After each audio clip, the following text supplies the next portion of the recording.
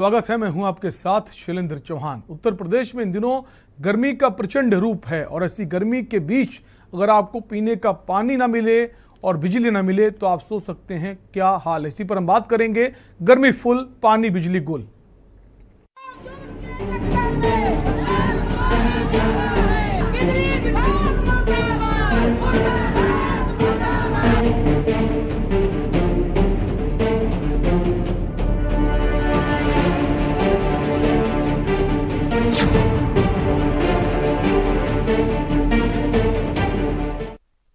उत्तर प्रदेश में योगी सरकार ने सभी जिलों के डीएम को भीषण गर्मी के बीच पीने के पानी की सप्लाई किसी भी हाल में प्रभावित नहीं होने देने का आदेश दिया था, लेकिन अधिकारियों की कारगुजारी जो है बिल्कुल अलग है। अधिकारी अपने दफ्तरों में बैठे हुए हैं और लोग गर्मी में बिना पानी के परेशान हो रहे हैं। कानपुर मेट्रो शहर में दक्षिण इलाके बारादेवी में पीने के पानी की सरकारी सप्लाई 24 घंटे से बाधित है। 10,000 से ज्यादा की आबादी बिना पानी के परेशान है। इलाके के लोग मंदिर और दूसरे घरों में लगे समरसेबल से 1-2 बाल्टी पानी लेकर काम चला रहे हैं। इलाके में पानी के लिए हैंडपंप भी नहीं है। बात सिर्फ पानी तक रहती तो भी गनीमत थी। हालात तो इससे भी बदतर हैं। बिना पानी के साथ बिजली की अघोषित कटौती से जनता परेशान है। अगर बात करें अमेठी में तो अघोषित विद्युत कटौती के खिलाफ महिला किसानों ने जोरदार प्रदर्शन किया।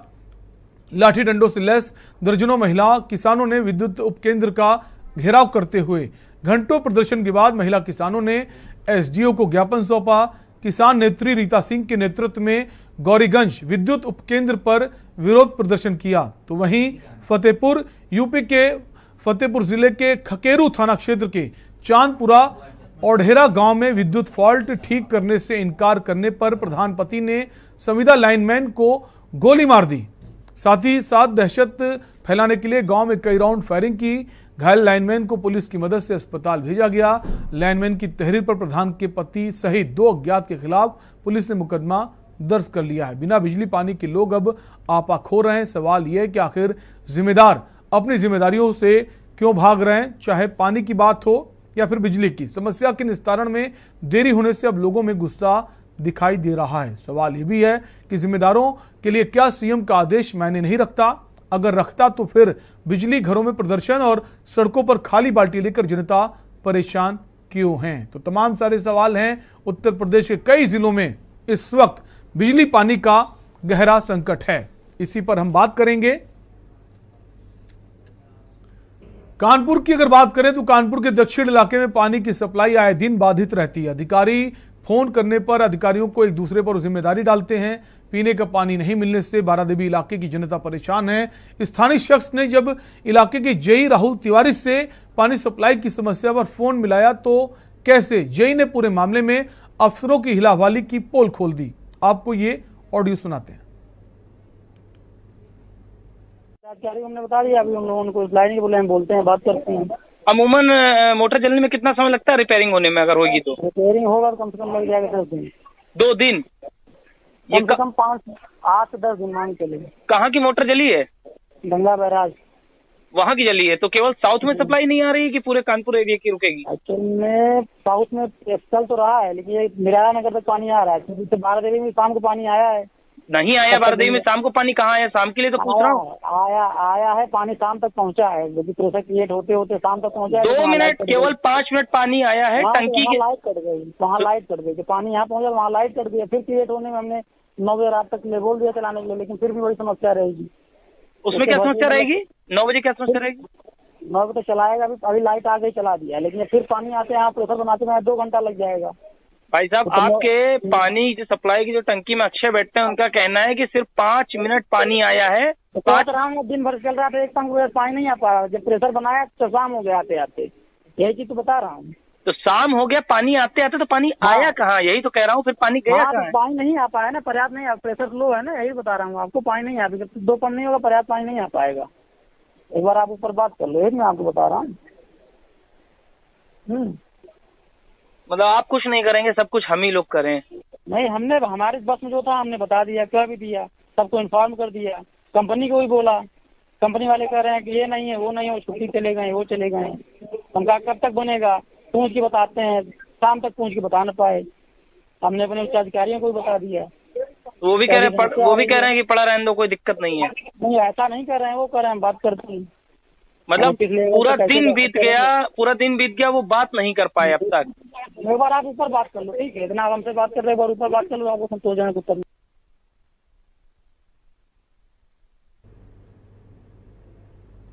तो आपने ऑडियो सुना कानपुर के जेई का, जहां वो हिल हवाली की बात कर रहा है।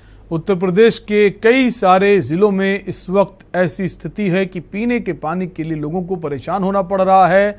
जो सप्लाई वाला पानी है वो आ नहीं रहा है। हैंडपंप जो हैं सूखे पड़े हुए हैं। सरकार के आदेशों की अगर बात करें, कुछ दिन पहले ही मुख्यमंत्री योगी आदित्यनाथ ने निर्देशित किया था कि जितने भी जिलाधिकारी हैं जिलों के, वो पेयजल व्यवस्था को दुरुस्त करें, सुनिश्चित करें, उपलब्धता जो है उसे पूरी करें, लेकिन ऐसा होता नजर नहीं आ रहा। वहीं बिजली का भी बुरा हाल है। अघोषित बिजली कटौती हो रही है। इसी पर हम बात करेंगे। हमारे साथ अलग अलग जिलों से संवाददाता भी जुड़ गए हैं। फिलहाल हमारे साथ शैलराज हैं कानपुर से, इसके अलावा राजू शर्मा मेरठ से हैं और अनिल मीणा जो हैं बुलंदशहर से हैं। सबसे पहले अनिल, आपके पास आएंगे। बुलंदशहर की अगर बात करें तो बुलंदशहर में पानी की क्या व्यवस्था है? बिजली की जो रोस्टिंग हो रही है क्या ठीक हुई है या वैसी व्यवस्था है जैसी पीछे बीते दिनों हमने देखी? जी बिल्कुल शैलेंद्र, मैं आपको बता दूं, जनपद बुलंदशहर की अगर हम बात करते हो, जनपद बुलंदशहर में देखिए बिजली की काफी किल्लतें लोगों के सामने आ रही हैं। लोगों का जब हमने गांव-गांव जाकर जब लोगों से जांच पड़ताल की तो लोगों का कहना यह है कि बिजली की इतनी भारी समस्या है कि जो फसलें हैं जो पूरी तरह से सूख के गिरती जा रही हैं, और लोगों का कहना यह भी है कि शिकायत करने के बाद भी बिजली की समस्या दूर नहीं हो पा रही है। लोगों का यहाँ तक भी कहना है कि हमने कई बार बिजली घर पे भी जाकर किया, उच्च अधिकारियों से भी हमने बातें की, लेकिन उसके बाद भी हमारी समस्या का समाधान नहीं हो पाया है। और लोग जो फसलें हैं काफी लागत लगा चुके हैं, लेकिन उसके बाद भी फसल पूरी तरह से सूख रही है। लेकिन कोई ना कोई अधिकारी जैसे जेई है, एसटीओ है, एक्सएन है, वो लोगों से कह देते हैं कि अभी बिजली घर 2-2, 3-3 महीने से वहाँ बिजली घर पे जो मशीन है वो खराब पड़ी हुई है। लेकिन किसी ना किसी बहाने लोगों को परेशान करते हुए यहाँ देखने को मिल रहे। देखिए मेरे साथ कुछ यहाँ लोग भी मौजूद हैं। देखिए ये जनता के लोग हैं। जनता के लोगों का कहना यह है कि हमारे यहाँ बिजली की बड़ी समस्या है, और इनका कहना यह है कि रात को जब हम सोते हैं तो बहुत ही ज्यादा गर्मी पड़ी हुई है आसमान से। जैसे बुलंदशहर की बात करें, जनपद बुलंदशहर एनसीआर में आता है, करीब दिल्ली से 70 किलोमीटर दूरी पर बसा हुआ है। और यहाँ तापमान की बात करें तो 44 और 45 डिग्री दिन में तापमान रहता है। लेकिन उसके बाद भी लोगों को बिजली की समस्या से जूझना पड़ रहा है। करीब अगर बात करें 24 घंटे में मात्र, अगर इस क्षेत्र की बात करें ग्रामीण क्षेत्रों की, तो बिजली 2 या 2.5 घंटे बिजली मात्र आ रही है, और उसको लेकर लोगों में काफी परेशानी देखने को मिली है। देखिए मेरे साथ ये लोग हैं, इनका कहना यह है कि क्षेत्र में बिजली नहीं आ रही है, और बिजली की वजह से काफी परेशानी आ रही है। जो इनकी फसलें हैं वो भी सूखती जा रही है। लेकिन उसके बाद भी इन्होंने शिकायत की है, लेकिन शिकायत करने के बाद भी अधिकारियों ने कोई ध्यान नहीं दिया है। क्या नाम है तुम्हारा? अच्छा, बिजली की किस तरह की समस्या आ रही है? बिजली नहीं आ रही यहाँ पर बिल्कुल भी, और 2 से 2.5 घंटे बिजली आ रही है, और हमारे गांव में बहुत समस्या है इसकी, और हमारी फसलें भी सूख रही हैं इस वजह से। अच्छा, जिस तरह से आप लोग शिकायत करने जाते हैं तो क्या किस तरह से अधिकारी ने अभी उस समस्या का समाधान किया नहीं किया? अभी नहीं किया, क्योंकि कहते हैं हो जाएगा 1-2 दिन में, लेकिन कुछ भी नहीं हुआ। अच्छा, बहुत ज्यादा जिस तरह से 44 डिग्री टेम्परेचर है, तो दिन में आखिर घर में कैसे रुकते हो आप लोग? घर में बहुत गर्मी रहती है, परेशानी रहती है बहुत। कूलर पंखे भी नहीं कर पा रहे क्योंकि लाइट नहीं आ रही। 2-2.5 घंटे लाइट आ रही है। 2-2.5 घंटे लाइट आ रही है। क्या नाम है बेटा आपका? आपके किस तरह की समस्या आ रही है? बहुत समस्या आ रही है। तो बिल्कुल जो जनता है वो परेशान है। अनिल, आप बने रहिए। कॉलर हमारे साथ जुड़ गए हैं, सुरेश अवस्थी कानपुर से। सुरेश जी, अपनी राय दीजिए। हाँ सर, मैं ये कहना चाहता हूँ, पानी की किल्लत तो बहुत भीषण होती है, मगर जनता को भी पानी को बचा के ही रखना चाहिए। पानी को बर्बाद नहीं हो। हाँ सर, मैं ये कहना चाहता हूँ कि मतलब जनता को भी सोचना चाहिए कि पानी को बर्बाद ना करे, और पानी को बचा के रखे, और पानी से जिसकी मदद हो सके उसकी मदद करे। पानी को बहुत ही बचा के रखे। इस समय पानी की बहुत संकट गहरा फैला। बिल्कुल, वाटर सेविंग बहुत ज़रूरी है, क्योंकि बहुत सारे लोग पानी की कद्र नहीं करते हैं, पानी बर्बाद करते हैं। बिल्कुल सही कहना, बहुत शुक्रिया आपकी राय के लिए। हमारे साथ आगरा से हमारे संवाददाता अजेंद्र चौहान भी जुड़ गए। अजेंद्र के पास आएंगे, उससे पहले अनिल मीणा आप ही के पास आएंगे। कई लोग आपके साथ मौजूद हैं। हम चाहेंगे, बिजली के लिए तो बता रहे हैं बिजली की सप्लाई नहीं है, पानी की सप्लाई को लेकर हम चाहेंगे सवाल करें, पूछें उनसे। पानी की भी अगर बात करें तो इन लोगों का जो कहना है, उनका कहना यह है कि नगर पंचायत होते हुए भी, लेकिन नगर पंचायत के होते हुए भी इधर ना तो कोई सरकारी नल लगे हुए हैं, ना ही कोई सरकारी जैसे टंकी है उनकी लाइन बिछी हुई है। तो इन लोगों को पानी की समस्या का भी सामना करना पड़ रहा है और बिजली की समस्या का सामना तो इनको करना ही पड़ ही रहा है, क्योंकि जिस तरह से बिजली नहीं आ रही है तो फसलें भी सूख रही हैं। देखिए मेरे साथ एक व्यक्ति और मौजूद है, हम उनसे बात करते हैं। तो इनका भी कहना क्या है, देखिए हम बात करते हैं। क्या नाम है आपका? हेमंत कुमार। अच्छा, किस तरह की समस्या आ रही है बिजली को लेकर आपकी? बिजली 10-10 मिनट में भागती रहे, आती रहे, जाती रहे, वोल्टेज लो वोल्टेज, सभी समस्या है बिजली से संबंधित। अच्छा, पानी की बात करें तो आपके जिस तरह से पानी की बड़ी वार्ड नंबर 6 में दोनों पाइप, ना तो पाइपलाइन है ना एक भी सरकारी नल चालू है। एक भी नल नहीं है, मौजूद ही नहीं है। नल चालू होना तो बहुत बड़ी बात है, नल ही मौजूद ना एक भी। तो जिस तरह से दिन में गर्मी पड़ रही है, अगर बुलंदशहर की बात करें 44 डिग्री टेम्परेचर है, तो इस तरह से जनता अपने आप को अपना जीवन काट रही है। राम भरोसे। तो लोगों का कहना है कि राम भरोसे जनता अपना जीवन काट रही है। अनिल, आप बने रहिए, हमारे साथ एक कॉलर जुड़ गए हैं, अल्ताफ कानपुर से। अल्ताफ, अपनी राय दीजिए। मैं आपको बता दूं कि क्या बोलते हैं, कल से या पिछले 2 दिनों से लगातार जो लाइट है वो इतना परेशान कर रही है। रात में लाइट चली जाती है, हर 5 मिनट पे 10 मिनट पे। रोस्टिंग का कोई टाइम नहीं है, कभी भी लाइट काट ले रहे हैं। और कभी कभी तो 1.5 2 घंटे लाइट नहीं आ रही है। फिर लाइट आती, फिर 5 मिनट में चली जाती। कोई फॉल्ट, फोन करो तो जवाब की फॉल्ट है भी आ जाएगी। बिल्कुल, कानपुर में भी ये समस्या बनी हुई है और भी तमाम जिलों में ये समस्या बनी हुई है। बहुत बहुत शुक्रिया अपनी राय देने के लिए। हमारे साथ अलग अलग जिलों से संवाददाता बने हुए हैं। हम शैलराज का रुख कर लेते हैं। शैलराज हमारे साथ कानपुर से हैं। शैलराज, अगर कानपुर की बात करें तो एक इलाके में तो काफी वक्त हो गया है पानी की सप्लाई नहीं हो रही है। में मौजूद है, ये बारा देवी का इलाका है, ये बारा देवी मंदिर है हमारे पीछे। यहाँ कम से कम 12 से 15 हजार की आबादी है और लगभग लोग, आधे से ज्यादा लोग पानी की समस्या से परेशान हैं। हमारे पीछे कई लोग हैं, कई लोग ये मंदिर के नलों से पानी भरते हैं और कई लोगों के घर में जो बोरिंग है उससे काम चल रहा है। पीछे जस्ट हमारे एक हैंडपंप लगा है, लेकिन वो भी पूरा सूख चुका है। तो पानी की भारी समस्याओं, भारी किल्लत यहाँ पे इस समय झेल रहे हैं यहाँ के निवासी। हमारे पीछे कई लोग खड़े हैं। क्या नाम है मैम आपका? शैलराज, आपके पास आएंगे और लोगों से उनकी राय भी जानेंगे। एक कॉलर हमारे साथ जुड़ गए हैं, उमेश जैन मेरठ से। उमेश जी, अपनी राय दीजिए। नमस्कार साहब। नमस्कार सर। मैं ये कहना चाह रहा था कि उत्तर प्रदेश में कोई भी सरकारी डिपार्टमेंट ईमानदारी से काम नहीं कर रहा है। क्या मैं ये कहना चाह रहा था कि उत्तर प्रदेश में कोई भी सरकारी डिपार्टमेंट ईमानदारी से काम नहीं कर रहा है। गरीब आदमी दिन पे दिन मरता जा रहा है। बिजली की समस्या हो, पानी की समस्या हो, प्रशासन की समस्या हो, पुलिस की समस्या हो, किसी भी तरफ सरकारी अधिकारी कर्मचारी ईमानदारी से काम नहीं कर रहा है। गरीब आदमी मरता जा रहा है और उसकी कोई शिकायत सुनने वाला नहीं है। मैं 21 साल से शिकायत कर रहा हूँ, मेरी कोई शिकायत सुनता भी नहीं है और ना उसका कोई जवाब देता है। मैं सही काम के लिए शिकायत करता ही मर जाऊंगा। और इसी को लेकर हम जो है कार्यक्रम भी कर रहे हैं कि जिन विभाग की जिम्मेदारी, जिन अधिकारियों की है, वो उन जिम्मेदारियों को पूरा नहीं कर रहे हैं। बहुत बहुत शुक्रिया उमेश जी तमाम जानकारी के लिए, अपनी राय देने के लिए। हमारे साथ शैलराज बने हुए हैं कानपुर से और शैलराज के साथ कई सारे लोग मौजूद हैं और जिस इलाके में हैं वहां पर पानी की सप्लाई बंद है, लोग परेशान हैं। शैलराज, हम चाहेंगे आप लोगों से बात करें, उनकी समस्याओं को हमारे तक पहुंचाएं ताकि उनकी समस्याएं सरकार तक पहुंचे और उनका समस्याओं का हल हो सके। जी बिल्कुल, मैं शैलेंद्र आपको बताना चाहूंगा।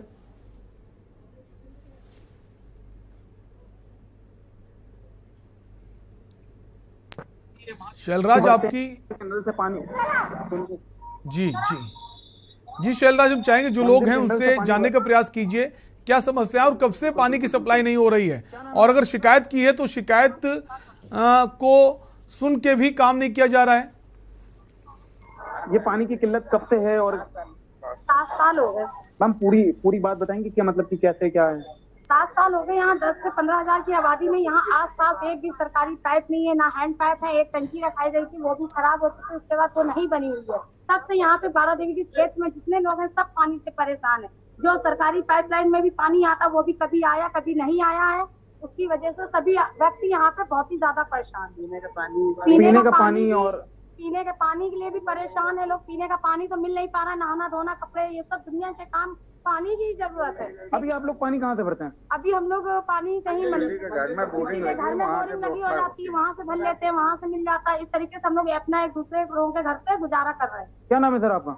मेरा नाम गुलाब चंद गुप्ता है जी। मैं क्षेत्रीय कार्यकर्ता हूँ, समाज सेवक, और मैं बारादेवी मंदिर के प्रांगण में रहता हूँ जी। एक छोटा सा कारोबारी हूँ। मैं क्षेत्र की समस्या को लेकर के तयबाद प्रयास करता हूँ। मैं माननीय मोदी जी, योगी जी और क्षेत्र विधायक जी से अनुरोध करता हूँ कि यहाँ से जो सीवर समस्या है वो तो अपनी जगह है, लेकिन कम से कम पानी की एक व्यवस्था। क्षेत्र मंदिर के पास लाखों यात्री दर्शनार्थी दर्शन करने आते हैं मंदिर, तो उनको दर्शन के लिए हमें खुद पीने के लिए पानी की व्यवस्था नहीं है, तो हम उनको एक लोटा पानी कहाँ से जल पिलाएंगे। और मैं उनसे यही अनुरोध करूंगा कि कम से कम हमारे लिए न कहीं मंदिर पे बाहर के यात्री दर्शनार्थी जो आते हैं तो एक बोरिंग लग जाएगा, हमारे सहारे उनको मिल जाएगा, उनके सहारे हमको पानी मिल जाएगा, हमारा भी पेट भरेगा, हमारे दर्शनार्थियों को पेट भरेगा और बाबा की जय जयकार हो जाएगी। जी बिल्कुल आपकी समस्या है। आपका नाम क्या है सर? बहुत से ज्यादा दिक्कत हो गई है पानी की। इतनी गर्मी होने के बावजूद भी 7 सालों से पूरे क्षेत्र में पानी की बहुत ज्यादा समस्या हो गई है, जिसके कारण ना तो पीने का पानी और नालियां सीवर वगैरह सब दिक्कत इस समय चली आ रही है। पूरे 7 सालों से पानी यहाँ नसीब ही नहीं है, और पानी समस्या के कारण साथ में मंदिर से कम से कम थोड़ा बहुत पानी मिल जाता है, लेकिन बाकी तो पीने का पानी भी दुबार हो चुका है। पानी बिल्कुल जो जनता है वो परेशान है और काफी वक्त से परेशान है। आप बने रहिए शैलराज, और भी संवाददाता अलग अलग जिलों से हमारे साथ मौजूद हैं। फिलहाल एक कॉलर हमारे साथ जुड़ गए हैं, सुशील जी जुड़ गए हैं कानपुर से। सुशील जी अपनी राय दीजिए। चलो, मैं ये कहना चाहता हूँ कि बारादेवी इलाके में पानी की सप्लाई करीब 2 दिन से बाधित हो रखी है। अधिकारी फोन नहीं उठाते, एक्सीएन जो अधिकारी हैं उनका कोई रिस्पॉन्स ही नहीं मिलता है। जेई साहब से बात की जाए तो वो गोल मोल जवाब देते हैं, अधिकारियों को ट्वीट करो तो वो ट्वीट पे संज्ञान नहीं लेते, जबकि सीएम योगी जी का आदेश था कि पानी की सप्लाई पीने की किसी भी हाल में बाधित नहीं होनी चाहिए, लेकिन स्थिति बद से बदतर है। इलाके में एक भी हैंडपंप भी नहीं है। हमारे जो संवाददाता हैं शैलराज इस वक्त वो आप ही के क्षेत्र में मौजूद हैं, लोगों से बातचीत भी कर रहे हैं। हमारी पूरी कोशिश है कि आपकी जो समस्याएं हैं प्रशासन शासन तक पहुंचे और जल्द से जल्द आपकी समस्या दूर हो। बहुत बहुत शुक्रिया आपकी राय देने के लिए। हमारे साथ एक और बहुत खास कॉलर जुड़ गए हैं, चंद्र प्रकाश जी कुरुक्षेत्र से। चंद्र प्रकाश जी अपनी राय दीजिए। शैलेंद्र जी नमस्ते। नमस्कार सर।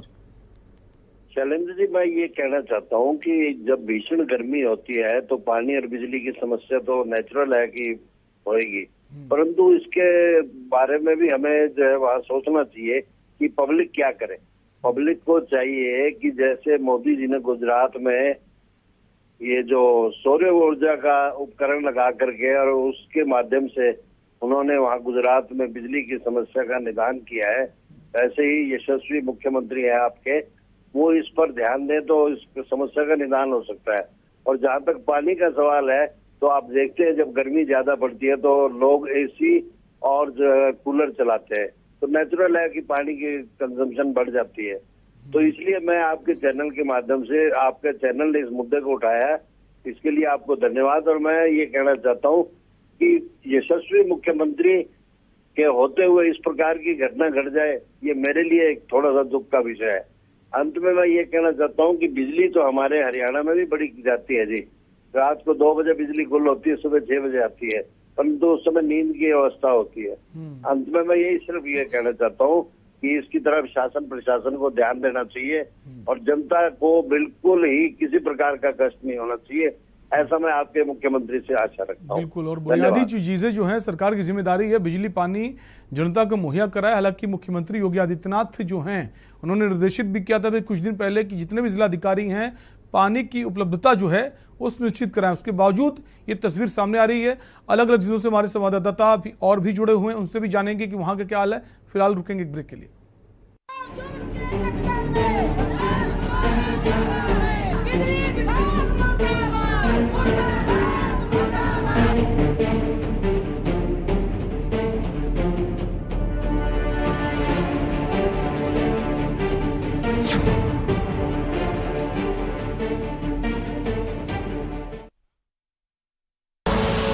आप देख रहे हैं के न्यूज, खबरों का सारथी। गुड मॉर्निंग चाचा, एक अदरक वाली चाय। अभी बेटा। मोदी जी मेरा परिवार। वैसे चाचा, आपने दीवार पर क्यों लिखा है मोदी जी मेरा परिवार? प्राइम मिनिस्टर आपको जानते हैं? जानते तो नहीं, लेकिन हमारे दुख इनसे छुपे नहीं रहते। मतलब? नहीं समझी? घर घर मुफ्त राशन पहुंचाया, टीके लगवाए, और बेटा संकट में जो साथ खड़ा होता है वही असली परिवार होता है। समझ गई चाचा, आपका परिवार बेस्ट है। ले चाय पी। ये भारत का नया दौर है, ये भारत का नया दौर है।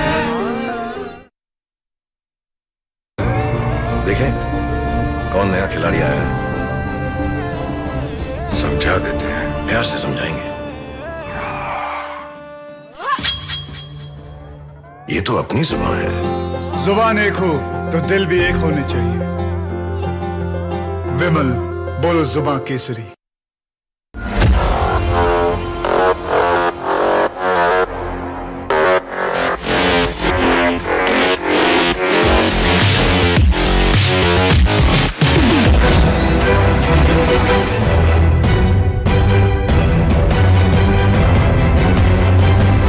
नमस्कार, अभिवादन आपका। मैं दुर्गेंद्र चौहान हूं।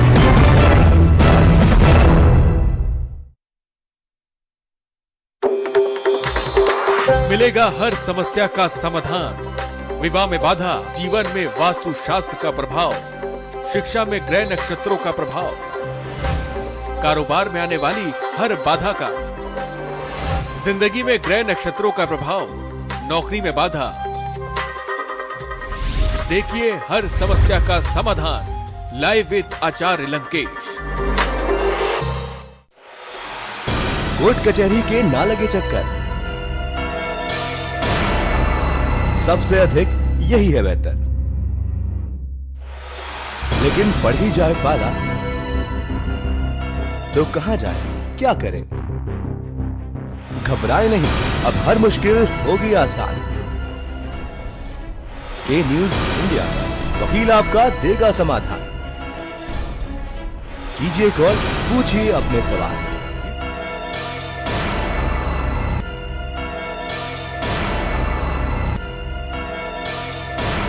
वकील आपका हर रविवार दोपहर 3 बजे केवल के न्यूज इंडिया पर।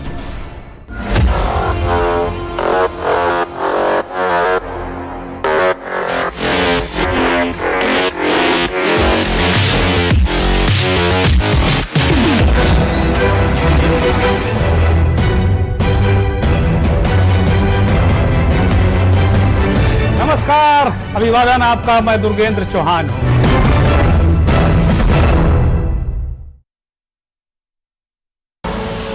आप देख रहे हैं के न्यूज, खबरों का सारथी। 8 साल में हमने संभव को संभव कर डाला है। गम्य के सूरज का देखो पश्चिम में भी उजाला है। रात गई अब दिन आएगा भी, तो ये बस भोर है। ये भारत का नया दौर है, ये भारत का नया दौर है, ये भारत का नया दौर है, ये भारत का नया दौर है। सेवा, सुशासन और गरीब कल्याण। देखें कौन नया खिलाड़ी आया है, समझा देते हैं, प्यार से समझाएंगे। ये तो अपनी जुबान है। जुबान एक हो तो दिल भी एक होने चाहिए। विमल बोलो जुबान केसरी। आप देख रहे हैं के न्यूज, खबरों का सारथी।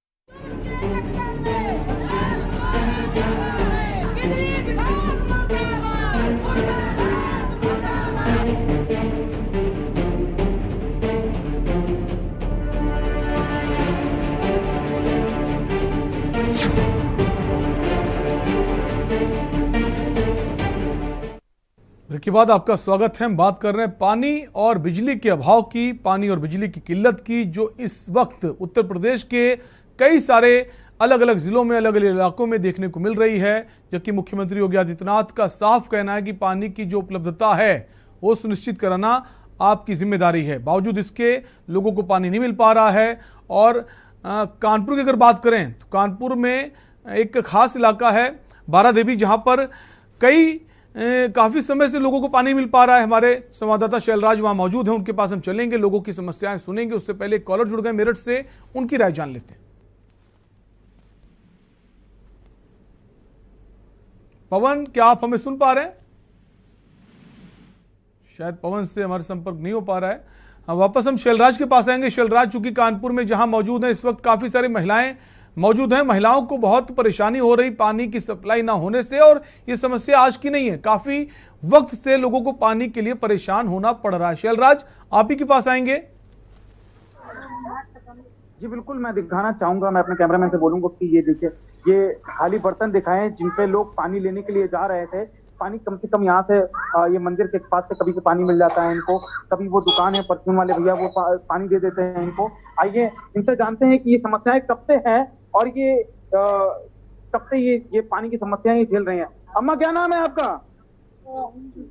अम्मा, पानी की समस्या कब से है? बहुत दिन से पानी की समस्या है। तो कोई कंप्लेन करी कहीं? जी, क्या नाम है आपका? मंदिर ना होना, यहाँ पानी की हर आदमी परेशान है। अगर मंदिर में रबड़ पानी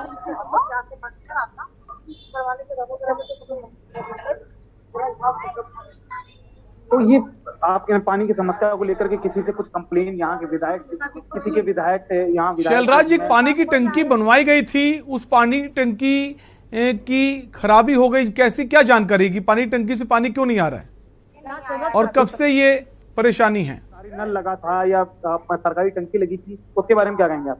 बंद कर दिया। पानी नहीं आता अब उसमें? कब से नहीं आ रहा उस टंकी में पानी? 4-5 साल हो गए उस पानी सरकारी नल नहीं आता था? बिल्कुल भी नहीं। तो अभी आप लोग कैसे पानी कहाँ से भरते हैं?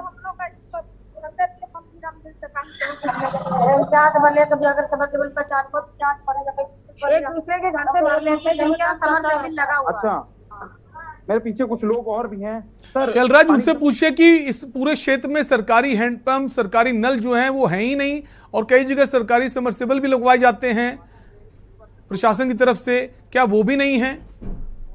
तो सर सरकारी नल वगैरह, हैंडपंप वगैरह सरकार लगवाती है? सरकार लगवाती है, हैंडपंप लगा हुआ है। ये पानी हैंडल तक गायब हो गया है, पानी तो छोड़ो दूर रही। जो सरकारी टंकी लगवाई गई थी, सरकारी नल जो है कहाँ लगी? यहाँ यहाँ नहीं लगी है, वो भी खत्म। तो कोई कंप्लेन यहाँ कोई देखने भी नहीं आता? वोट लेने लिखा हुआ है यहाँ, उसके बाद कोई नहीं आता यहाँ पे।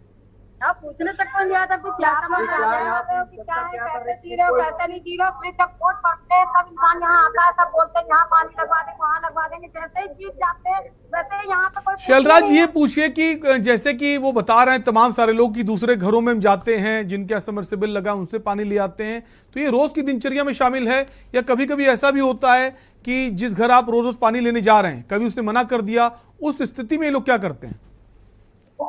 जी बिल्कुल बिल्कुल, जो समस्याएं हैं, आप बोल रहे हो मंदिर से पानी ले लेते हैं या बगल में किसी का समरसेबल चलता है वहां से पानी ले लेते हैं। अगर कभी वो मना कर देते हैं तो उस हालात में आप लोग क्या करते हैं? ये देखिए हमारे साथ ये हैं, ये थोड़ा सा इनको चलने में भी प्रॉब्लम है। आंटी, क्या नाम है आपका? पानी कहाँ से भरते हैं आप? अरे पानी हमको आज मिला ही नहीं, दूसरे के यहाँ से समरसेबल से एक बाल्टी पानी लाया, तब नहाया, तब अभी खाना खाया। तो अगर पानी वो नहीं देता है तब क्या करते हैं? अरे बैठे रहते हैं, क्या करें। पानी पीने के लिए फिर पानी पीने के लिए दुकान से खरीदते हैं, 5 रुपए 10 रुपए का पाउच मंगाते हैं। तो देखिए शैलेंद्र, तो यहाँ ये पानी की भारी तस्वीरें हैं कि दुकान से उन्हें पानी खरीदना पड़ रहा है, और जो लोग पानी खरीद रहे हैं आप उनकी स्थिति भी देख सकते हैं, वो खरीदने की कंडीशन में नहीं है। हमारे साथ और भी संवाददाता अलग अलग न्यूज बने, उनका भी रुख कर लेते हैं। हमारे साथ अजेंद्र हैं आगरा से। अजेंद्र, अगर आगरा की बात करें तो वहां पे स्थिति क्या है? वहां पर भी इस तरह से पानी का अकाल पड़ा है जैसे हम तो कानपुर में देख रहे हैं। एक समृद्ध शहर कानपुर कहा जाता है, इंडस्ट्रियल स्टेट कहा जाता है। वहां के हालात तो ये है कि वहां पे एक खास इलाका है बारा देवी का, वहां पानी नहीं है। अजेंद्र, देखिए शैलेंद्र, अगर बात की शैलेंद्र, अगर लगातार जिस तरह से पानी और बिजली का जो हाहाकार मचा हुआ है, और उसमें पूरे उत्तर प्रदेश ही नहीं पूरे भारत में तमाम जगह ऐसी हैं जहां पर ये कमियां हैं और ये मूलभूत समस्या है। और अगर बात करें विधानसभा या लोकसभा चाहे वो चुनाव कोई भी हो, सबसे पहले जो नेता होता है, जो जनप्रतिनिधि का प्रत्याशी होता है, और उसमें यही नारा होता है बिजली पानी सड़क की समस्या से हम निदान दिलाएंगे, हमें वोट दीजिए। अगर मैं विधायक बनता हूं या मैं सांसद बनता हूं तो आपकी समस्या का समाधान होगा। और जनता जो लोकतंत्र है हमेशा की तरह से वोट देती है और इसी विश्वास में देती है कि जो हमसे वादे किए गए हैं, जो नेताजी हमारे क्षेत्र में आए थे, या नेताजी नहीं जो पार्टी के मुखिया ने जिन्होंने हमसे वादा किया है, वो वादे पूरे होंगे। और एक उम्मीद ही गरीब आदमी एक उम्मीद ही कर सकता है, बिल्कुल उम्मीद कर सकता है। अजेंद्र, एक कॉलर जुड़ गए, आपको रोकना चाहेंगे। मोहम्मद नफीस कानपुर से। मोहम्मद नफीस, अपनी बात कहिए।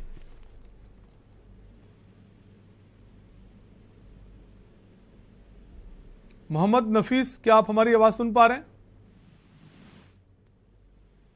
शायद कुछ तकनीकी खामी की वजह से उन तक आवाज नहीं पहुंच रही है।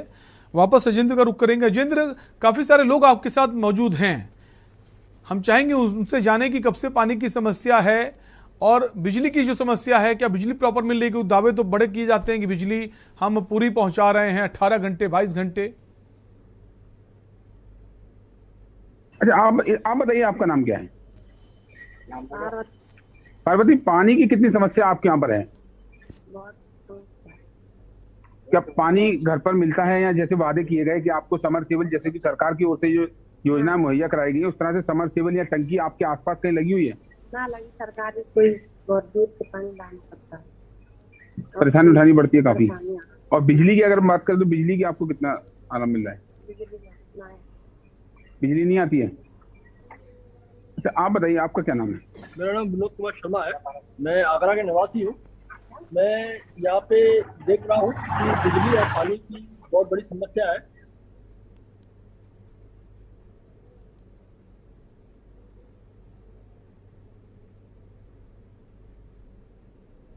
अजेंद्र, आपकी आवाज नहीं आ रही है, हम चाहेंगे आप अपना फोन अनम्यूट कर लें। हम करना सब पानी की व्यवस्था होनी चाहिए, पर इसमें कई घंटों तक अगर लाइट नहीं होती है, और यहाँ पे आगरा के अंदर भी 45 डिग्री बहुत गर्मी है और गर्मी से जूझना पड़ता है। लाइट की वजह से न पंखा चलता है न कुछ चलता है, तो बहुत परेशानी होती है। कितने घंटे लाइट मिल रही है आपको? यहाँ पे कम से कम 9 घंटे तो लाइट चली जाती है, 15 घंटे लाइट मिलती है, 2 घंटे लाइट यहाँ से चली जाती है। लेकिन सरकार का तो आदेश है कि आगरा में जो शहरी इलाका है उसमें अधिक से 23 घंटे से ज्यादा लाइट यहाँ से मिलनी है। तो यहाँ पे कुछ लाइट की व्यवस्था नहीं बन पाती है, और यहाँ लाइट जाती है तो फिर आती है बहुत घंटों के बाद आती है, जिसकी कोई हम बता। ये समस्या है और भी लोग हमारे साथ हैं। आप बताइए, आपका नाम क्या है? सत्येंद्र कुमार। सत्येंद्र, कितनी लाइट है अभी आपको बिजली और पानी और लाइट की अगर समस्या की बात की जाए? पानी की समस्या तो बहुत ज्यादा गंभीर है। पानी तो मान के चलो 2-2 दिन 3-3 दिन नल आते ही नहीं, वाटर की टंकियां हैं वो आती ही नहीं, और जो जैसे कि पानी की बहुत ज्यादा दिक्कत है। और लाइट अगर एक बार चली गई 3-3 घंटे 3.5 घंटे बोल रहती है, वही 8-9 घंटे लाइट मिल पाती है। तो अजेंद्र, पानी जो सप्लाई वाला पानी है अगर वो नहीं आता है तो फिर उसका अल्टरनेट क्या है? पानी का इंतजामात वो लोग कहाँ से करते हैं? अच्छा, ये बताइए, जो समरसेबल वाला जो संस्थान जल संस्थान की ओर से जो पानी दिया जाता है, अगर वो पानी नहीं मिलता है तो उसके अलावा फिर आप पानी का इंतजाम किस तरह से करते हैं? पानी हमारे यहाँ दूर से आता है, काफी 1-1.5 किलोमीटर हमें भरने के लिए जाना पड़ता है, वहाँ से लेकर के आते हैं। चलें, ये मूलभूत समस्या है, ये हकीकत है वहाँ की, जहाँ पर सभी पूरे उत्तर प्रदेश की हम बात कर लेते हैं, चाहे वो उत्तर प्रदेश में जो भी जिला हो, तमाम। और बड़े शहरों में दिक्कत है, जो बड़े शहर कहे जाते हैं आगरा, कानपुर, वहां ये दिक्कत है। 1 से 1.5 किलोमीटर दूर आपको पानी लेने जाना पड़ रहा है। अजेंद्र, आप बने रहिए हमारे साथ। राजू शर्मा बने हुए मेरठ से। राजू, मेरठ की अगर बात करें तो वहां क्या तस्वीर है? बिजली की या फिर पानी की बात करें? जी बिल्कुल अजेंद्र, मैं बता दूं कि जो आज मुद्दा के न्यूज ने उठाया ये बिल्कुल जमीनी मुद्दा है और जनता से जुड़ा हुआ है। जनता की मूलभूत समस्या है बिजली और पानी होती है, लेकिन मेरठ में भी हालात इससे अलग है। लगातार बिजली की यहाँ पर कटौती की जा रही है। जो सरकार से दावे किए जा रहे थे जनता से सरकार के द्वारा कि बिजली और पानी भरपूर मिलेगा, लेकिन ऐसा कुछ भी धरातल पर नजर नहीं आ रहा है। सरकार के दावे लगातार फेल आ रहा है। जो चुनाव के दौरान विधायक आते थे, चुनाव लड़ने के लिए वोट की अपील करते थे कि सभी को बिजली और पानी की इंतजामात मुहैया कराए जाएंगे, लेकिन वो कहीं भी नजर नहीं आ रहे हैं। लगातार बिजली की कटौती की जा रही है। मैं एक चीज और बता देना चाहता हूँ कि बिजली ही एक ऐसा पर्याप्त जो है साधन है कि जिसके द्वारा पानी मिलेगा। बिजली आएगी तो टंकी आएगी, टंकी आएगी तो टंकी में से पानी आएगा, लेकिन जब बिजली नहीं आएगी तो न टंकी आएगी न टंकी में से पानी आएगा। और पानी नहीं आएगा तो ऐसी चिलचिलाती गर्मी में जनता का बुरा हाल होना लाजमी है, और ये हो भी रहा है। पिछले काफी समय से हम देख रहे हैं चिलचिलाती गर्मी पड़ रही है, और गर्मी की वजह से लोग जो मलिन क्षेत्र है, सबसे बड़ी समस्याएं आती है जो गरीब तबके के लोग हैं, उनका जो क्षेत्र है, उनकी जो कॉलोनियां है, वहां पर सबसे बड़ी समस्याएं आती है, क्योंकि वहां सुबह के समय लगभग 10 बजे तक लाइट आती है, उसके बाद लाइट चली जाती है। अब जब लाइट ही नहीं आएगी तो पानी कैसे आएगा? कुछ लोग अपने ड्रम में पानी भरते हैं, बाल्टियों में पानी भरकर रख लेते हैं, लेकिन जैसे ही वो खत्म हो जाता है वो फिर बिजली और पानी के इंतजार करते हैं कि कब बिजली आएगी और कब हमें पानी नसीब होगा। जी सर। राजू, ये मेरठ में कौन कौन से इलाकों में समस्या ऐसी या फिर सभी इलाकों में यही मामला है कि पानी भी नहीं, बिजली भी नहीं है? महानगर पे सबसे बड़ी समस्या है महानगर में है, क्योंकि महानगर की अगर हम बात करें तो मलिन सबसे ज्यादा क्षेत्र मलिन बस्तियों के क्षेत्र है महानगर में, जहां पर यह समस्या है। क्योंकि सरकार लगातार दावा कर रही है कि हर घर जल और हर घर नल, ये वादा कर रही है, लेकिन ऐसा कुछ भी नजर नहीं आ रहा है। जो मलिन बस्ती क्षेत्र है, गरीब तबके के लोग हैं, उनके यहाँ सबसे बड़ी ये समस्या नजर आ रही है, क्योंकि बिजली लगातार कटौती बिजली में हो रही है। लगातार इसके लिए शिकायतें भी की जा रही है, बिजली विभाग से शिकायतें की जा रही है, जबकि सरकार के साफ तौर पर आदेश है कि बिजली और पानी की समस्या। राजू, बिजली की कटौती किस तरह से, कितने घंटे कटौती हो रही है?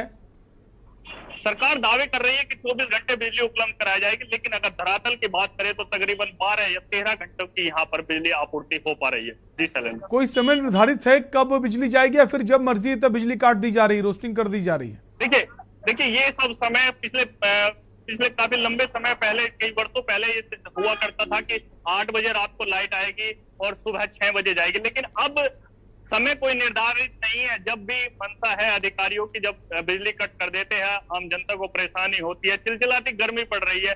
इस समय बिजली की सख्त जरूरत जनता को है, लेकिन लगातार बिजली में कटौती की जा रही है। 5 मिनट लाइट आएगी, 10 मिनट आएगी, फिर 1-1 घंटे, 2-2 घंटे, 3-3 घंटे के लिए कटौती बिजली में कर दी जाती है। जी सलेन। राजू, सप्लाई वाला जो पानी है उसकी स्थिति क्या है? जो हैंडपंप हैं, जो सरकारी सबमर्सिबल हैं, वहां स्थिति क्या है? वहां पर पानी मिल रहा है लोगों को या फिर वो है ही नहीं वहां पर?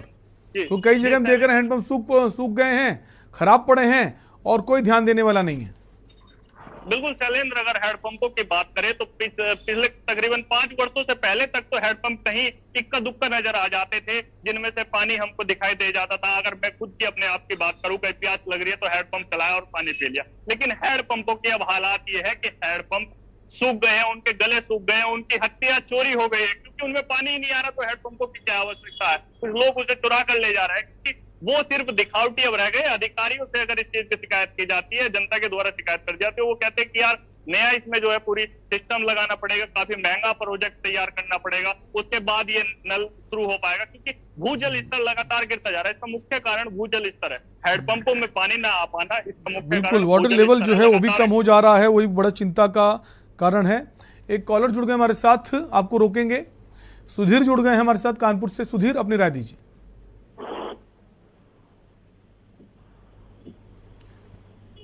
सुधीर, क्या आपको हमारी आवाज आ रही है? सुधीर की आवाज जो है हम तक नहीं पहुंच पा रही है। हमारे साथ लखनऊ से बने हैं संवाददाता पवन तिवारी। राजधानी लखनऊ की अगर बात करें पवन, तो वहां क्या ऐसी तस्वीरें हैं कि पानी लोगों को नहीं मिल पा रहा है या बिजली की रोस्टिंग बहुत ज्यादा है?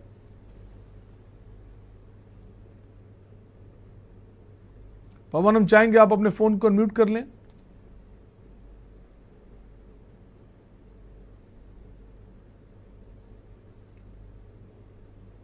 पवन, हम चाहेंगे आप एक बार अपने फोन को अनम्यूट कर लें ताकि आपकी आवाज हम तक पहुंचे।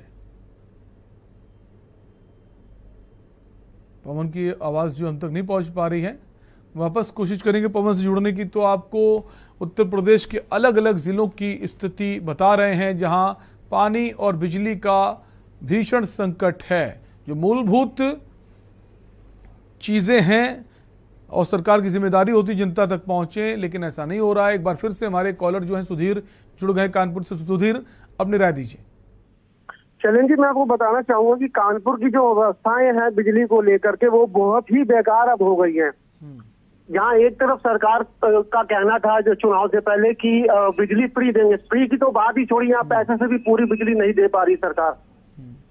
इसमें कुछ अधिकारी जो है वो टोल फ्री नंबर इनका 1912 है, वो कभी भी कॉल करो 10 से 12 बार तो वो लगता ही नहीं है। उसके बाद जब रिस्पांस देते नहीं है लोग ठीक से।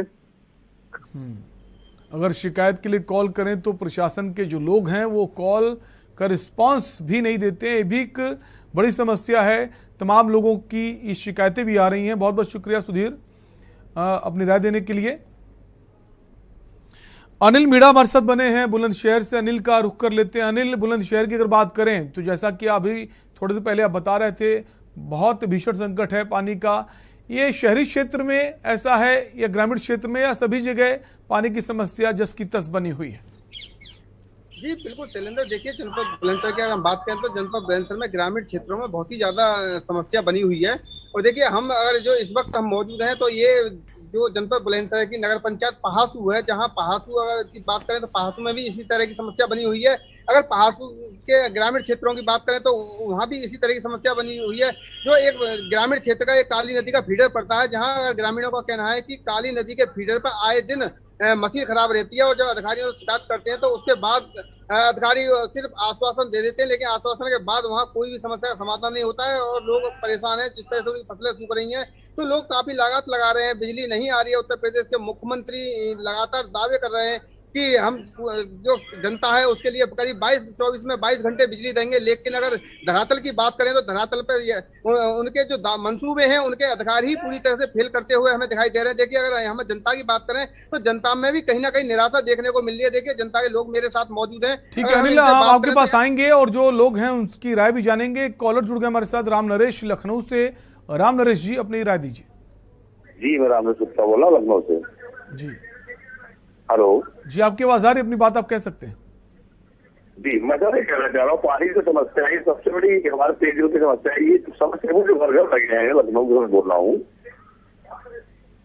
जी मेरी समस्या ये सर है कि मैं ये कहना चाह रहा हूँ सरकार इस चीज पे नहीं ध्यान दे रही है। जो घर घर ये समर टेबल लगे हुए हैं। हेलो जी, आपकी आवाज आ रही है, अपनी बात आप कह सकते हैं। मैं सर ये कहना चाह रहा हूँ जो समर टेबल घर घर लगे हुए, गवर्नमेंट को इस पे ध्यान देना चाहिए। समरसेबुल बिल्कुल, आजकल हम देखते हैं हर घर में समरसेबल है, उसकी परमिशन भी नहीं ली जाती है। उसको लेकर भी एक चिंता का विषय है। वाटर लेवल कम होता जा रहा है, वो भी एक बड़ा कारण है पानी की जो समस्या है। बहुत बहुत शुक्रिया अपनी राय देने के लिए। एक और कॉलर जुड़ गए, अफान। अफान, अपनी बात कहिए।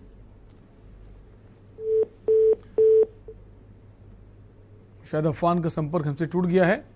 वापस हम अनिल मीणा के पास आएंगे, बुलंदशहर से बने हुए हैं अनिल हमारे साथ। अनिल, कई लोग आपके साथ मौजूद हैं, हम चाहेंगे उनकी क्या राय है, किस कदर उनमें गुस्सा है, क्योंकि शिकायतें वो लगातार कर रहे हैं, उनकी शिकायतों का निस्तारण नहीं हो रहा है। जनता के लोग मौजूद हैं और जनता के लोगों का जिस तरह से कहना है वो यही कहना है कि जिस तरह से मान लो भीषण गर्मी पड़ रही है उसको लेकर जिस तरह से लाइट नहीं आ रही है तो कहीं ना कहीं एक चिंता का कारण बना हुआ है। लोगों में अगर बिजली नहीं आई तो गर्मी के कारण लोगों में बीमारी का भी सामना करना पड़ रहा है और फसलें भी सूख रही हैं। और देखिए अगर बात करें नगर पंचायत की, जो नगर पालिका में जिस तरह टंकी लगी हुई है, पानी ना आना तो ये भी एक चिंता का कारण है। सरकारी नल कॉलोनियों में ना होना ये भी एक चिंता का कारण है। देखिए मेरे साथ ठीक है, आपके पास आएंगे अनिल। हमारे साथ एक जल निगम जो है वहां के अधिकारी जुड़ गए हैं, प्रमोद जी। प्रमोद जी, कानपुर की जो समस्या लगातार हम दिखा रहे हैं, कई जिलों की वैसे हम बात करें, लेकिन कानपुर का जो आपका बारादेवी का क्षेत्र है, हमारे संवाददाता वहां पर बने हुए हैं, कई सारी महिलाएं हैं, बहुत परेशान हैं। सप्लाई वाला पानी नहीं पहुंच रहा है, दूसरे घरों जाना पड़ता है पानी लेने के लिए, और कभी कभी ये नौबत आती है कि दूसरे घर जो हैं वो मना कर देते हैं पानी देने के लिए। कुछ भी कारण हो सकता है, पानी पीने का खरीदना पड़ रहा है। प्रमोद जी।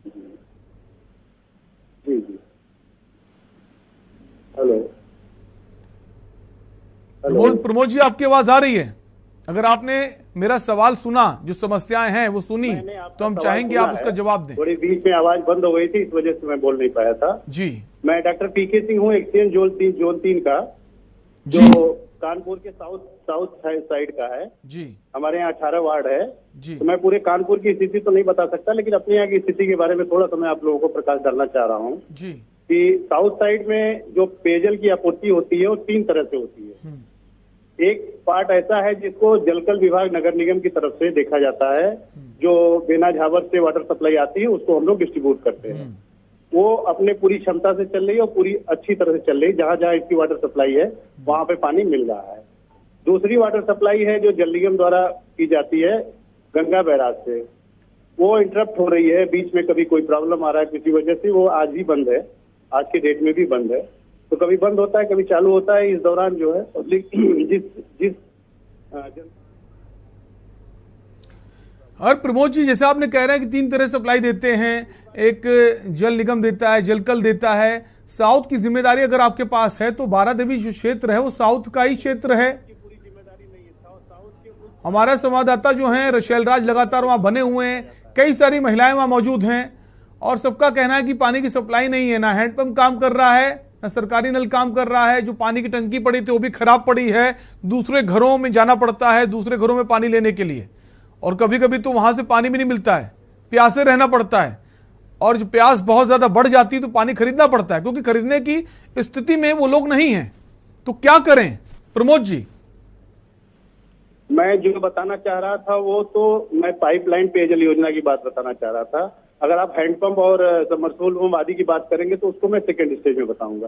तो मैं अपनी बात पहले पुरानी बात पूरी कर लूं। ठीक है। कि वो हमारी जो पेयजल व्यवस्था जलकल विभाग नगर निगम कानपुर की है वो चल रही है वहाँ पे, आज भी चल रही है। ठीक है।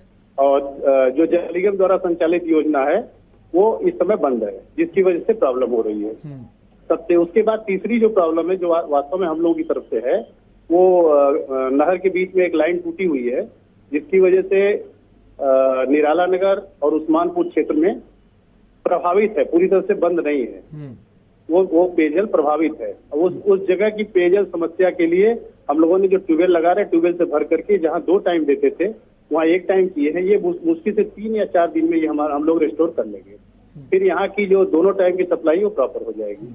अब आपने कुछ हैंडपंप की बात कहा है। हाँ जी, आवाज आ रही ना? बिल्कुल आवाज आ रही है आपकी। हाँ, हैंडपंप की जो बात बताए हैं, हमारे पास डेली जो है 4 के एवरेज से चल रहा है, कभी 3, कभी 4, कभी 5, कभी 6 ऐसे कंप्लेंट आते हैं और उसको मैं अटेंड करते रहता हूँ और होता भी है, और ये चला करके दिखाया जाता है। आपको अगर जरूरत पड़ेगी तो इसका वीडियो वगैरह भी मैं डाल दूंगा, हमारे पास है, पर डे का हिसाब किताब है इसका। और इसके अलावा हमारे ख्याल से जो जहाँ कहीं ऐसा लगता है कि नहीं ये जल निगम की वाटर सप्लाई नहीं हो पा रही है, वहां से भी अगर मेरे पास फोन आता है तो मैं मैनेज करता हूँ। हमारे पास 5-6 वो टैंकर्स हैं, टैंकर से भी हम लोग सप्लाई वही बात मैं आपसे कहने जा रहा था प्रमोद जी। अगर आप जैसे कह रहे हैं कि प्रभावित है, पाइपलाइन काम नहीं कर रही है, ट्यूबवेल का जैसे आपने जिक्र किया, तो जब प्रभावित है और तो उस वक्त जिम्मेदारी बनती है प्रशासन की, किसी भी तरह पानी मुहैया कराया जाए, टैंकर को वहां भेजा जाए। और कोई ग्रामीण क्षेत्र नहीं है, शहर का साउथ का क्षेत्र है, बहुत दूर भी नहीं, बारादेवी क्षेत्र, तो पानी टैंकर तो प्रॉपर वहां पहुंचने चाहिए, सुबह शाम 2 बार पहुंचने चाहिए। बिल्कुल, सब जगह जहां जहां से मुझे आवश्यकता। लेकिन सर ऐसा नहीं हो रहा ना प्रमोद जी, बहुत सारी महिलाएं, बहुत सारे लोग इस वक्त खड़े हैं वहां पर। बारादेवी क्षेत्र की बात कर रहा हूं, हमारे संवाददाता शैलराज वहां मौजूद हैं, उनका कहना है कि काफी समय से ऐसी समस्या है, पानी की टंकी खराब पड़ी, सप्लाई का पानी आता नहीं है, लोगों के घरों में पानी मांगने जाना पड़ता है, कभी कभी पानी नहीं मिलता है, प्यासे रहना पड़ता है, प्यास जब बढ़ जाती है तो पैसे खर्च करके पानी पीना पड़ता है। क्या आप नहीं मानते प्रशासन का फेल्योर है और इसकी जिम्मेदारी आपकी बनती है? मैं आपको बताऊं, बारादेवी क्षेत्र में 2 तरह से वाटर सप्लाई हो रही है। अगर बारादेवी वाटर सप्लाई हो रही है, लेकिन जब पानी नहीं मिल रहा है तो जिम्मेदारी किसकी है? आप कह रहे 3 तरह से सप्लाई होती है, किसी भी तरह सप्लाई होती है तो पानी तो पहुंचना चाहिए ना। अगर पानी नहीं पहुंच रहा है तो टैंकर आपको सुबह शाम भेजने चाहिए ना। लोग खरीद के पानी पिएंगे क्या? और ये इतने समृद्ध लोग नहीं जो पानी खरीद के पी सकें, समझिए सर। कह रहा है कि खरीद के पिए, हमारे पास कंप्लेंट आएगा, हमारे पास अगर डिमांड आती है, सारे लोग मौजूद हैं, वो झूठ नहीं बोल रहे हैं, शिकायतें कर चुके हैं, वहां से फोन उठते हैं, फोन रख दिए जाते हैं। ठीक है, हम देखेंगे, ठीक है, टैंकर नहीं पहुंच रहा है तो हम उम्मीद करते हैं प्रमोद जी कि आप थोड़ा एफर्ट लगाइए, उन क्षेत्रों में टैंकर तो पहुंचा दी जब तक सप्लाई व्यवस्था दुरुस्त नहीं हो जाती। क्या आप ऐसा आश्वासन दे सकते हैं कि पानी की टैंकर सुबह शाम वहां पहुंचेंगे जब तक जो सप्लाई है दुरुस्त नहीं हो जाती? प्रमोद जी। जी हाँ ब्रदर, बिल्कुल 100%, बिल्कुल जहां से भी इस तरह की डिमांड आएगी आप एकदम निश्चिंत मानिए कि व्यक्तिगत रूप से मैं रुचि लेकर के वहां पे भेजूंगा। अगर चलिए, बहुत बहुत शुक्रिया। और हम उम्मीद करते हैं कि जो समस्या इस वक्त बारादेवी क्षेत्र में है, कल से या हम उम्मीद करते हैं आज से ही नहीं होगी, आज शाम तक आप टैंकर पानी का वहां भेज देंगे और जब तक व्यवस्था दुरुस्त नहीं होती टैंकर आप भेजते रहेंगे। बहुत बहुत शुक्रिया प्रमोद जी, आप हमसे जुड़े। हमारे साथ पवन तिवारी बने हुए लखनऊ से, राजधानी से। पवन का रुख कर लेते हैं। पवन तिवारी, लखनऊ की अगर बात करें, राजधानी प्रदेश की, क्या वहां भी हालात ऐसे ही हैं जैसे बाकी जिलों में है? पवन जी आवाज आ रही? जी, आपकी आवाज आ रही है जी।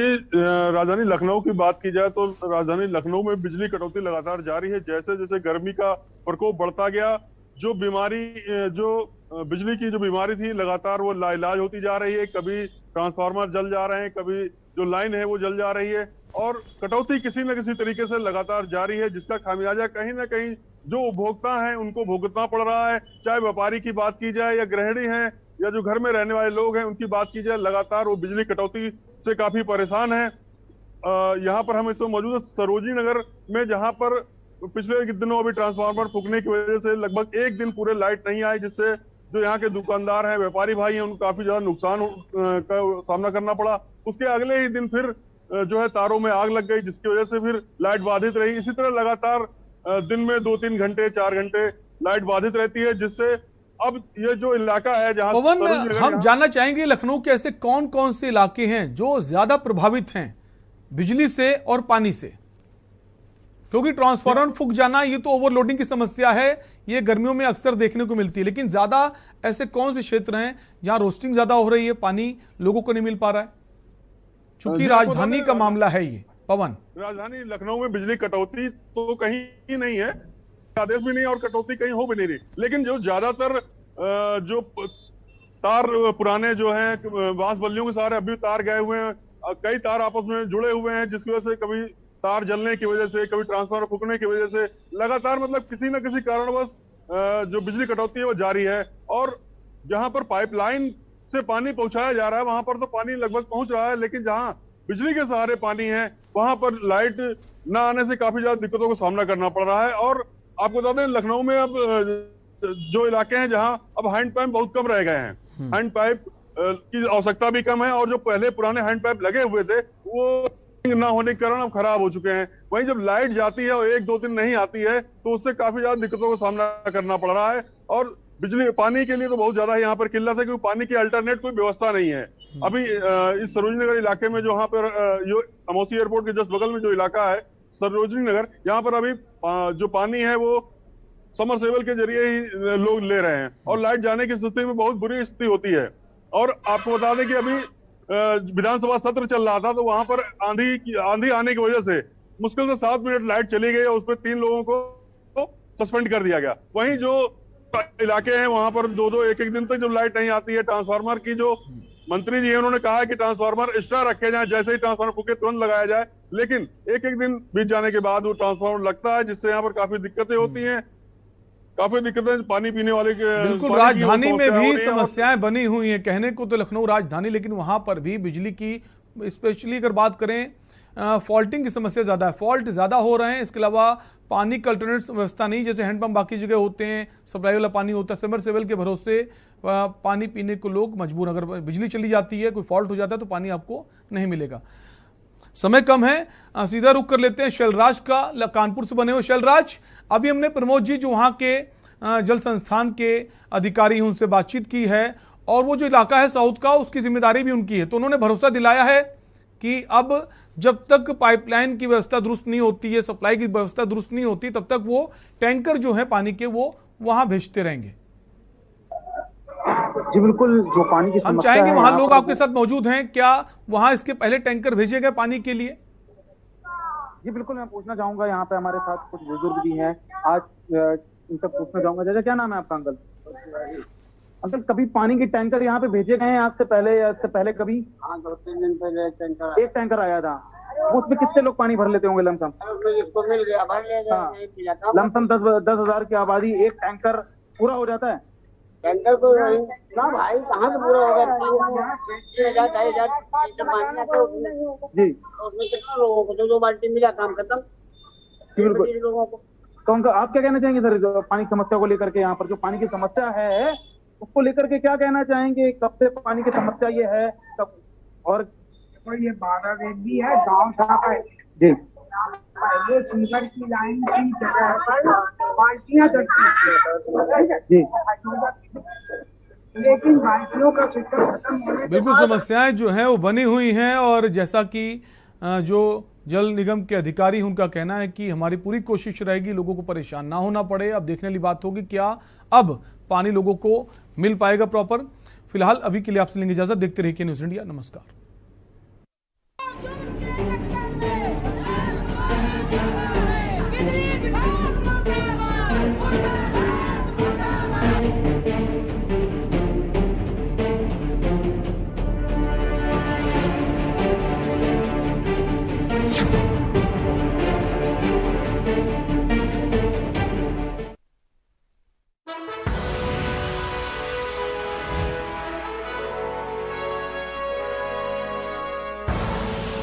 आप देख रहे हैं के न्यूज, खबरों का सारथी। सर आपका पार्सल। जी धन्यवाद। सर ये आपके घर के बाहर मोदी जी की फोटो। परिवार है हमारे। क्या बात कर रहे हैं सर?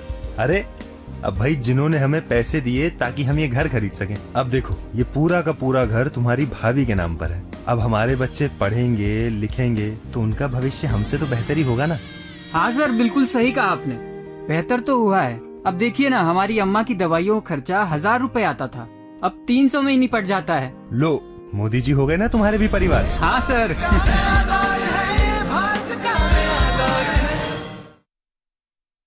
मेडिकल लाइन में पैरामेडिकल स्टाफ के तौर पर अपना सुनहरा भविष्य चाहते हैं तो 24 घंटे इमरजेंसी सेवाएं देने वाला Chandni school of nursing and paramedical centre, Vikas Nagar, Lakhanpur Kanpur व Chandni college of nursing, Basosi, new Shivli road, Kalyanpur, Kanpur Dehat आज ही ज्वाइन करें। Registration open. आप देख रहे हैं के न्यूज, खबरों का सारथी।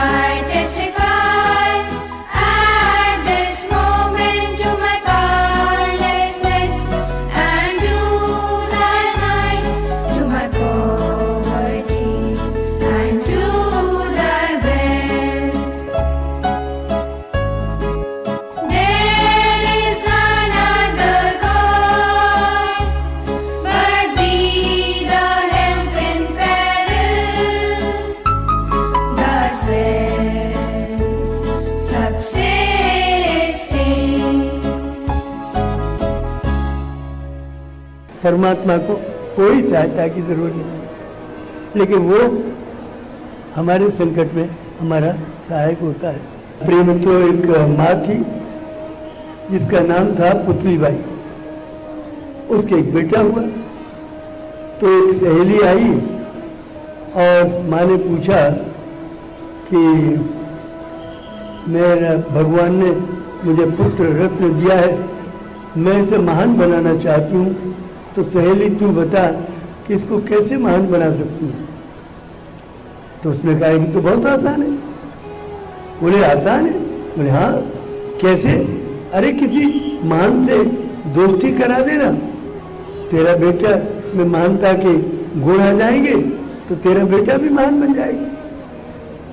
तो माँ बोली कि ये महान व्यक्ति कहाँ मिलेगा, मैं कहाँ तलाश करने जाऊं, और कहीं मिल भी गया तो अपनी नौकरी छोड़ के या अपना व्यापार छोड़ के मेरे गांव में क्यों आएगा, कहाँ रहेगा, कहाँ खाएगा, वो दोस्ती करने की मेरे बच्चे से क्यों आएगा?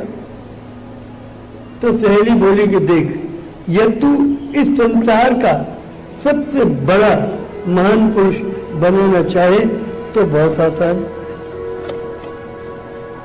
तो माँ बोली कि संसार का सबसे बड़ा महान पुरुष बनाना सबसे आसान है। बोले हाँ, वो सबसे आसान है। तो उनसे पूछा कि क्यों? तो उसने कहा कि देख, सबसे महान तो परमात्मा है और परमात्मा को कहीं भी तलाश करने नहीं जाना, वो हमारी आत्मा में ही रहता है, बस तू उससे दोस्ती करा देना। तो माँ बोली परमात्मा से दोस्ती कैसे होगी? अरे परमात्मा की शिक्षाएं बताना, परमात्मा की शिक्षाएं बताना, मंदिर ले जाना, प्रार्थना सिखाना, अच्छी अच्छी ईश्वर की शिक्षाएं देना, तो मित्र बन जाएगा। माँ की बात कुछ समझ में आई। उसने एक चादर बिछाई, अपने बच्चे को उस चादर पर रखा, पोटली बनाई और कंधे पर डाली। और यद्यपि अभी बच्चा हुआ था तो दम नहीं था, लेकिन उनमें उतावलापन बहुत था कि जल्दी से मेरा बच्चा महान बने, इतनी ललक थी उनके मन में। तो वो धीरे धीरे करके मंदिर पहुंच गई और जाके बच्चे को पोटली खोल दी और भगवान से कहने लगी, हे भगवान, इसे अपनी शरण में ले। और गुनगुनाने लगी, इसे अपनी शरण में ले लो नाथ, इसे अपनी शरण में ले लो नाथ, अपनी शरण में ले लो नाथ, इसे अपनी शरण में ले लो नाथ। रोजाना गुनगुनाती और पोटली बना के वापिस आ जाती। धीरे धीरे करके उनका बेटा जो महात्मा गांधी बने वो थोड़े बड़े हुए और एक दिन मंदिर में ही आंखें भी खोल दी और कान से सुनने भी लगे। और जब सुना कान से और माँ आंखों से देखा माँ को भजन करते हुए, अपने लिए प्रार्थना करते हुए कि मेरे बेटे को अपनी शरण में ले लो, तो माँ के मित्र बन गए, माँ पे लट्टू हो गए और माँ से बहुत भजन सीखने लगे। माँ से कहते कि माँ जल्दी मंदिर चलो, नहीं तो सत्संग निकल जाएगा। वो एक डायरी ले जाते थे, उसमें कोई गुरुजी अच्छी बात बताते थे तो वो नोट कर लेते थे। तो उन्होंने कहा कि सत्संग निकल जाएगा, भजन निकल जाएंगे और जल्दी चलो। तो माँ जल्दी जल्दी चौका बर्तन करती और घर के काम निपटा के मंदिर जाती, बच्चे को ले जाती। और मंदिर जाने का ऐसा शौक गांधी जी में पैदा किया माँ ने कि वो जीवन पर्यंत वो शौक उनका बना रहा और जब तक वो जिंदा रहे तब तक वो प्रार्थना करते रहे, मंदिर में जाके प्रार्थना करते रहे। और यहाँ तक कि जब मृत्यु हुई तो वो भी वेला मंदिर में प्रार्थना करने गए थे 30 जनवरी को और उनको गोलियों से भून दिया गया। तो मंदिर में ही उनकी मृत्यु हुई। कहने का तात्पर्य है कि माँ जो अशिक्षित थी, बेपढ़ी लिखी थी, उस माँ ने अपने बच्चे को संसार का सबसे बड़ा महान पुरुष बना दिया। एक दिन हेडमास्टर आए, उनके पिताजी से बोले कि आपका बेटा बड़ा ढीठ हो गया है। ढीठ माने आज्ञा का उल्लंघन करने वाला। तो पिताजी बोले, है मेरा बेटा आपकी क्या? कहा नहीं करता। तब पिताजी ने पूछा, बताइए गुरुजी क्या हुआ?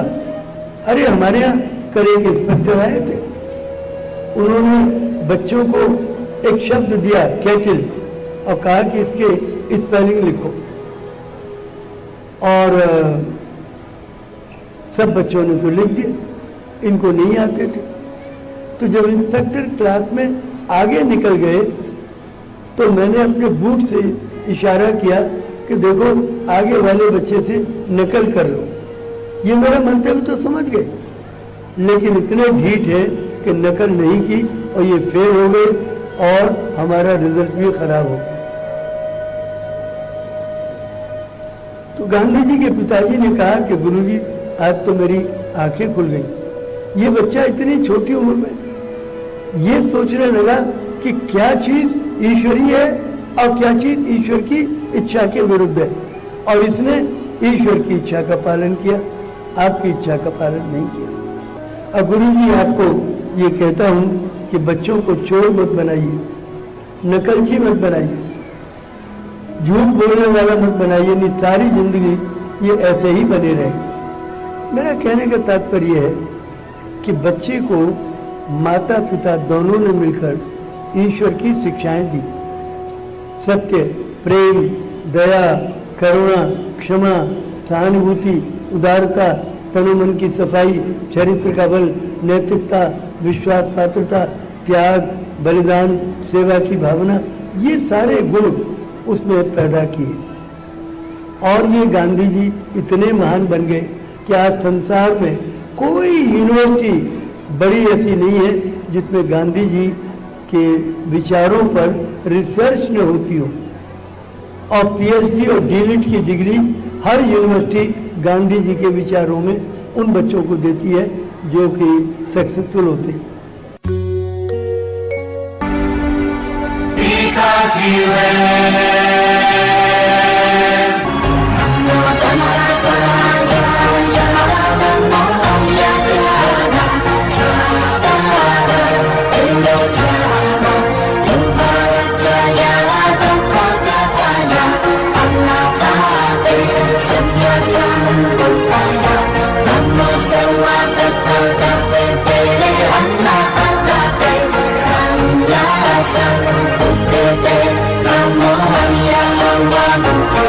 ईश्वर की सेवा कोई और है क्या जो दूर करे कठिनाइयाँ।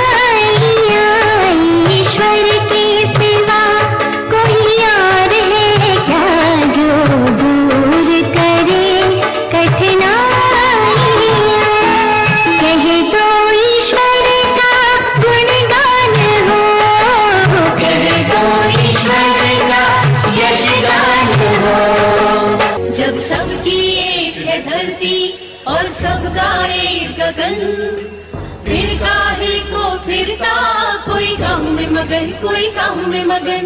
सब धर्मों का सभी जगह हो सुंदर एक भवन, जिसके प्रांगण में हो एकता, शांति और अमन। हृदय एक हो सबकी, एक हो सबकी भावना, मिलके करे सब प्रार्थना, तब आएगी सद्भावना। मिलके करे सब प्रार्थना, तब आएगी सद्भावना। एक ही छत के नीचे हो अब सब धर्मों की प्रार्थना। ओ परम पिता है एक सभी का, सब में हो ये भावना। परम पिता है एक सभी का, सब में हो ये भावना। एक ही छत के नीचे हो अब सब धर्मों की प्रार्थना।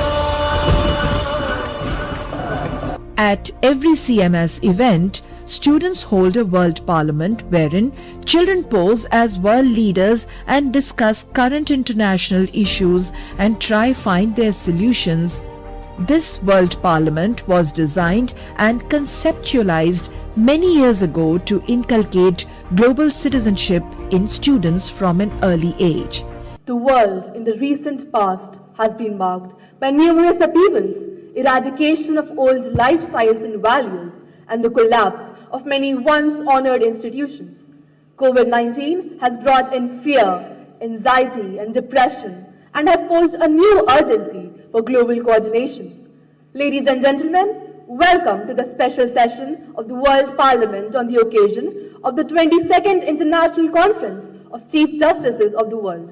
Today we have amongst us distinguished Chief Justices and other members of the judiciary from various parts of the globe to express their views on global governance for a more sustainable world. The aim of the conference is to prepare a roadmap for the world's leadership, for establishing, reforming and developing the global governance structures to achieve the aspirational goal of unity of mankind. CMS believes that any discussion about the future of the world must involve not just the world's leaders, but also the world judiciary. Children expect the judges of the world to unite and choose the path of collaboration and partnership to safeguard their existence. It is unfortunate that even in these times of crisis, narrow sovereign interests govern international conduct. Terrorism is an issue that we must deal with urgently. We also recognize that there is concern in some quarters regarding the nature of the local governance. Global institutions are not working well individually and as a group because of being fragmented.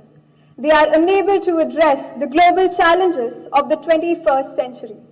Global institutions need to be representative and effective, enabling the world leaders to forge coalitions for action and reform.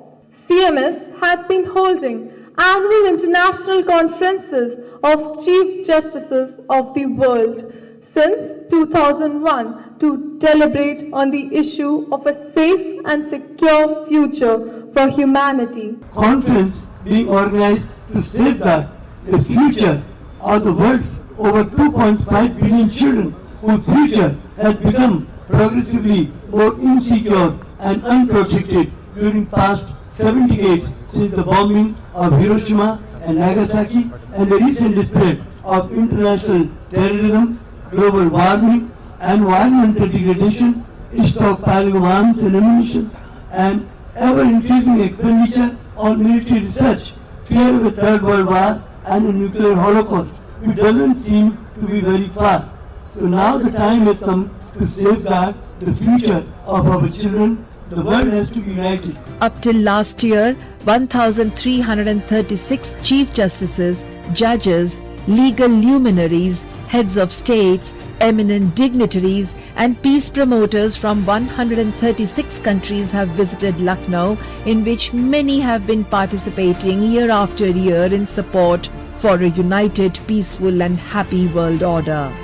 The landmark event of the conference is the Lucknow Declaration, rolled out after 5 days of intense discussions, deliberations, interaction with CMS students. Copy of this resolution is sent to governments and legal fraternity across the world, to the Secretary General of the United Nations, as well as the world bodies like UNESCO, UNICEF, African Union, European Union and ASEAN for consideration. Malala Yousafzai once said, I quote, "Education is neither Eastern or Western. Education is education. It's the right of everyone. I unquote." Bombing of Hiroshima and Nagasaki in 1945 generated powerful shock waves with enormous fireballs that killed thousands of people within seconds. This ultimately gave rise to a large firestorm as the individual flames combined. The United Nations official definition says that desertification is a land degradation in typically dry areas resulting from various factors including climatic variation. And Ethiopia is one of the world's most vulnerable countries to desertification. Secularism is generally considered very important in Albanian society and a guarantor of religious tolerance and coexistence. However, there have been public debates about its scope and how broad it should be. The preamble to the Indian Constitution asserted the nation as a secular state, where every individual has the birthright to follow their tradition, their belief, their culture, their religion. The relation between religion and politics continues to be an important theme in political philosophy. One such country where religion has a huge impact on politics is Saudi Arabia. Burkina Faso houses the two biggest religions in the world, Christianity and Islam. The difference in the ideologies of these two religions has led to some conflicts in Burkina. Recently, Romania has also developed an impressive number of national programs and policies designed to improve learning conditions in universities and reduce social and educational inequalities. Those who do not learn from history are doomed to repeat it. Ukraine is a country with a vast cultural heritage. It is dotted with sites of profound artistic, historic, and archaeological importance. CMS is piloting new and dynamic international programs to enhance students' learning through healthy competitions and physical interactions. Several 100,000 students have passed out of school equipped with an international perspective and laden with values of world citizenship.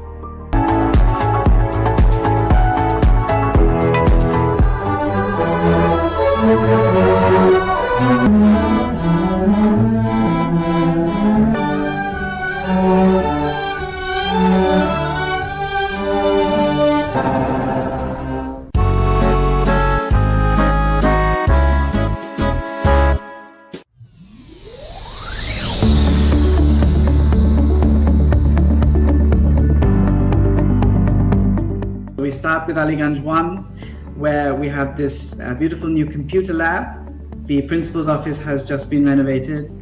The examination hall, the large hall at Aliganj Campus 1, has recently been renovated too. Here at Anandnagar also, we have developed a brand new computer lab on the ground floor, which accommodates more than a full section at one go, and a new library. So now at Anandnagar, we have a reading room for pre-primary and primary and a library for junior and senior to instill that love of reading in the students. Here at Ashrafabad campus also, a new library has been opened a few months ago. So here in Chalk campus, the new office has recently been developed, as has the new primary computer lab and the new library, wood panel library in CMS Chalk campus. Then moving on to Gomti Nagar campus 1, the new library was inaugurated just over a year ago. A beautiful large library space which can accommodate multiple sections. The new AstroTurf has been a very important space for students to participate in their physical education and sport. And the new computer lab has in fact been developed as 2 computer labs. So previously one long space was seen as a slightly inefficient use of the space. So there's a partition in the middle here, so it can be utilized as one long space if we want to, or it can be divided so that 2 sections can sit simultaneously. The reception lobby has been renovated very nicely here at Gomti Nagar 1. This is the principal's office, which is again a very important space. Now here at Kanpur Road campus, again another large and beautiful library has been recently inaugurated right in the entrance of the school. Just opposite that, the new computer lab has recently been inaugurated, again to accommodate 2 sections simultaneously as and when required.